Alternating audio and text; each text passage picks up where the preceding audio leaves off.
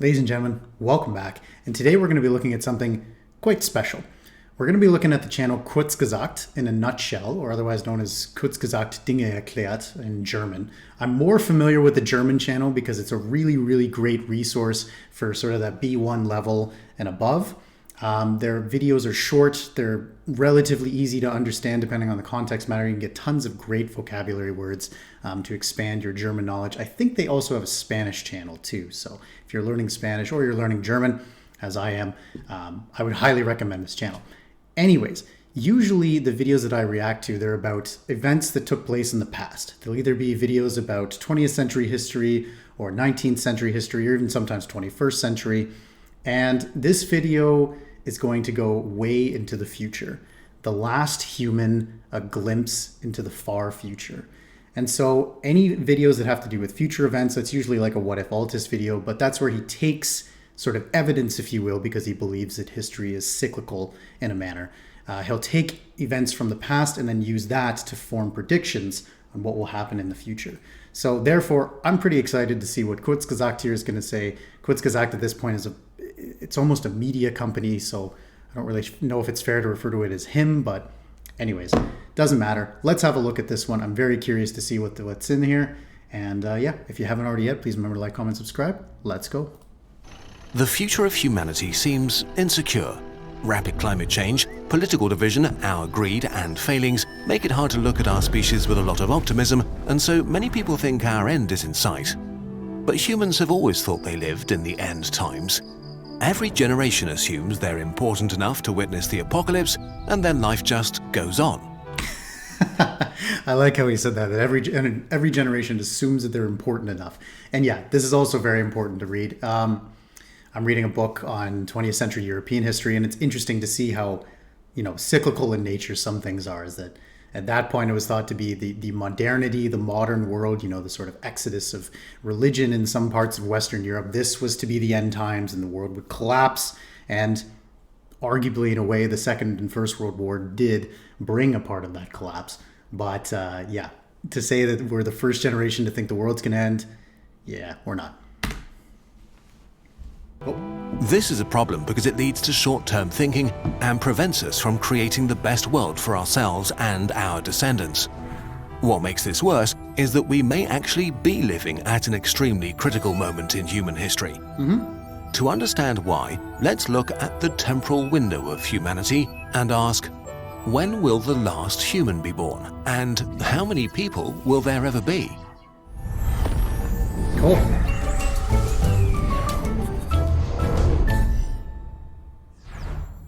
These sorts of estimates come with a lot of uncertainties, so please take them with a gigantic grain of salt. To get a sense of how many people there will be, let's see how many people have already lived. Modern humans arose some 200,000 years ago. They were uniquely good at making tools, telling stories, thinking abstractly, planning and working together in large groups beyond their close family. Still, there were not that many of us. Surpluses of food were scarce, survival was hard, life expectancy was low. It took us 150,000 years to grow to a population of 2 million.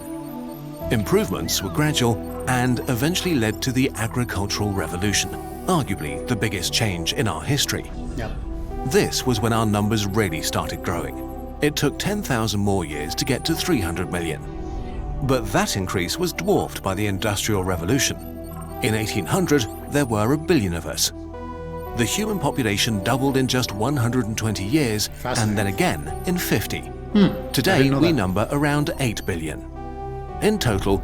And this video was recorded a few months ago, I think maybe 6 months ago or so. But we have officially, as of, I think it was a few weeks ago, we've officially reached 8 billion people on the planet.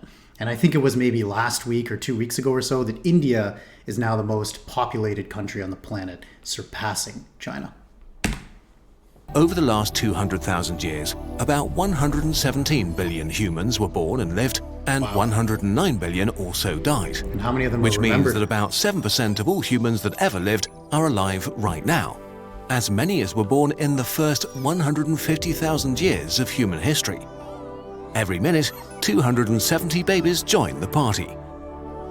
But there aren't just more people, never before have we been as healthy and well off or lived longer. With growing living Definitely. standards, our birth rates collapsed. The UN estimates that around the year 2100, we will hit our population peak and there will be 125 million people born each year.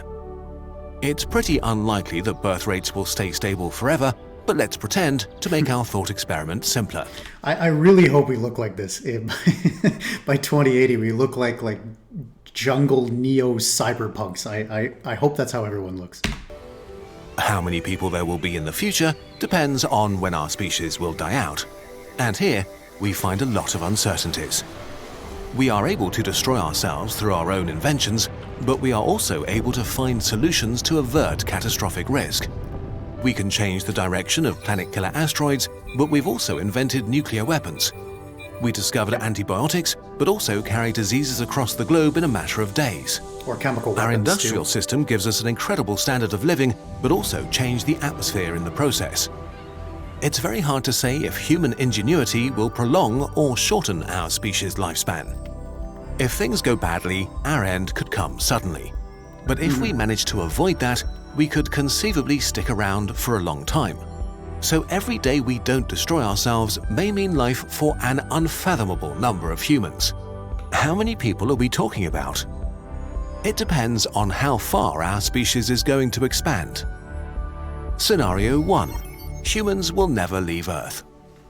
Okay. If we stay on our home planet, a good metric to look at is the extinction rate of animals that we get from the fossil record. The average lifespan of mammalian species is in the region of 1 million years, with some surviving up to 10 million years. Our close relative Homo erectus survived for about 1.9 million years. Let's be conservative and assume... What about Neanderthals, actually? I remember one time I was on a plane, and for some reason, you can download a web page. So I downloaded the entire Wikipedia article about Neanderthals. It's really interesting. But Neanderthals also lived closely with us, and there was interbreeding between Homo sapiens and Homo erectus, as well as Neanderthals too. So I'm curious how long they lived for, actually. Exactly. that humans will survive for 1 million years, which leaves us 800,000 more years to dawdle away. Assuming a stable bad. birth rate of 125 million people each year, this means there are roughly 100 trillion humans waiting to be born. 850 times greater than the number of people that have ever lived. Wow. This would make everybody alive today only 0.008% of all people that will ever live. Think about where this leaves you. Instead of putting you at the end of the chaotic mess that was our past, it would mean you live at the very beginning of something big. True. The start of the human story rather than the end. Doesn't this feel incredibly different? It's cool, actually. And now, consider that this may be an extremely pessimistic estimate. If we match the survival time of the most successful mammals, then our future numbers rise to 1.2 quadrillion people that have yet to be born. And even this seems far from our potential. As the sun slowly gets hotter and brighter, Earth will remain habitable for about 500 million years, giving so many more potential people the chance to become actual people. Isn't that so cool? That is so cool. Huh. I mean, every generation thinks, well, I mean, it is true that every generation up to this point is like the generation we have now, what I'm trying to say, is the most technologically advanced. But when you look at that graph there, just the little yellow square that we are at this current point in time, it's just so fascinating. There's so much progress to be made. I don't know. I'd consider myself to be an optimist about the future. So this is cool. I like this. And now, let's begin to think big. Scenario 2, humans will leave Earth. I think we will eventually. We went from humans worshipping the moon to humans walking on it, so who knows how much further we can go. If we don't die out within the next few hundred years, ideas that seem outlandish right now become serious considerations. If we believe that we have a chance of surviving for maybe millions of years, then we could expand onto the other planets or into our own artificial worlds. Life needs 3 things: Looks like a halo surface, ring. resources, and energy. Our sun provides energy for billions of years, and there is so much water and material floating in the asteroid and Kuiper belt that we could sustain many times our current population. Instead of living on planets, we could decide to construct our own artificial worlds and habitats. With resources and energy so abundant, we could try out different types of society and ways of life. An interconnected civilization spanning the solar system would create the basis of existence for an absurd number of individuals, orders of magnitude more than if we stick to Earth, even if we only existed for a few million years. Sextillion, that's an unimaginable number. This future doesn't have to be grim and dark as science fiction likes to paint it. Of course, it's always With robots. quadrillions of people waiting to be born, we will have billions of doctors working on curing cancer, billions of problem solvers working on ending poverty, and billions of video game developers making life fun. More humans may actually... If a video game is even a concept that's still, popular and important at that point too. Whatever this would even contain. It's so cool. Think of it. mean more progress. Another upside of leaving Earth and spreading out is that it becomes much harder for us to become extinct, as you need a solar system-wide catastrophe to catch everybody. Good point, actually. So aside That's a from good nearby point. supernovae or gamma-ray bursts, humanity would be relatively safe from extinction, maybe for billions of years. If we manage to survive for that long, slow evolution or genetic engineering might split us into multiple species, or we might intentionally keep ourselves the same as we are now. So to account for that, we'll just talk about people from now on, instead of humans.